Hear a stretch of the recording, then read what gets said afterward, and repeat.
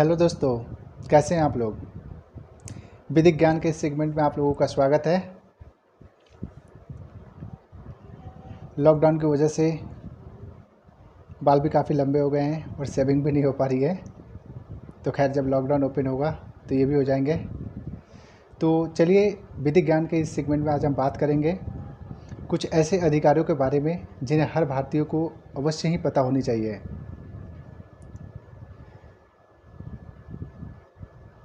तो चलिए हम जानते हैं उन अधिकारों के बारे में जिन्हें हर भारतीय को अवश्य ही पता होनी चाहिए। अधिकार नंबर 1, किसी भी महिला को शाम 6 बजे के बाद और सुबह 6 बजे के पहले गिरफ्तार नहीं किया जा सकता है।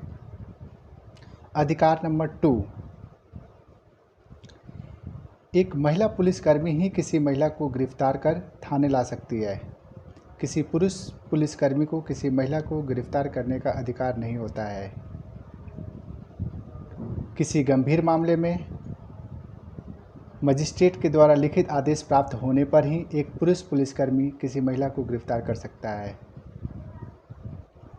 अधिकार नंबर 3, यदि कोई पुलिस ऑफिसर एफआईआर लिखने से मना करता है तो उसके खिलाफ कानूनी कार्रवाई की जा सकती है और भारतीय दंड संहिता के धारा 166A के तहत उसे कम से कम 6 माह से 1 साल तक की सज़ा हो सकती है। अधिकार नंबर 4, 1861 में बने पुलिस एक्ट के अनुसार राज्य का पुलिस अधिकारी हमेशा ड्यूटी पर होता है। यदि रात को 12 बजे या आधी रात को कोई घटना होती है तो पुलिस अधिकारी को यह कहने का अधिकार नहीं है कि वह इस समय ड्यूटी पे नहीं है। 1861 में बने पुलिस एक्ट में इस बात का प्रावधान है कि राज्य का हर एक पुलिस अधिकारी, चाहे वर्दी में हो या ना हो, वह हमेशा ड्यूटी पर होता है। अधिकार नंबर 5, गाड़ी चलाते समय आपको गाड़ी चेक इन करने के लिए यदि ट्रैफिक पुलिस के द्वारा रोका जाता है तो गाड़ी की चाबी निकालने का अधिकार ट्रैफिक पुलिस को नहीं है। यदि ट्रैफिक पुलिस ऐसा कार्य करती है तो यह एक गैर कानूनी कार्य है और उनके खिलाफ कानूनी कार्रवाई की जा सकती है। अधिकार नंबर 6,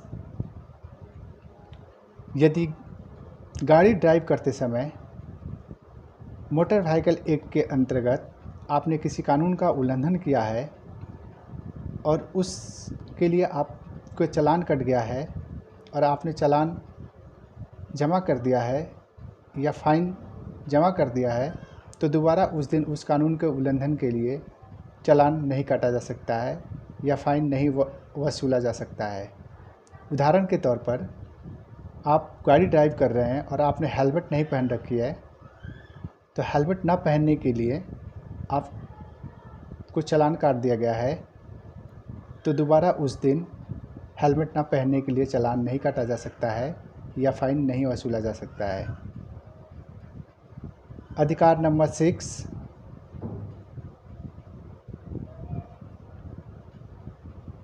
अधिकार नंबर 7,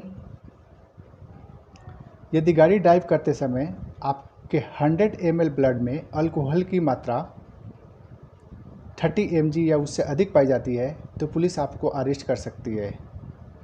अधिकार नंबर 8,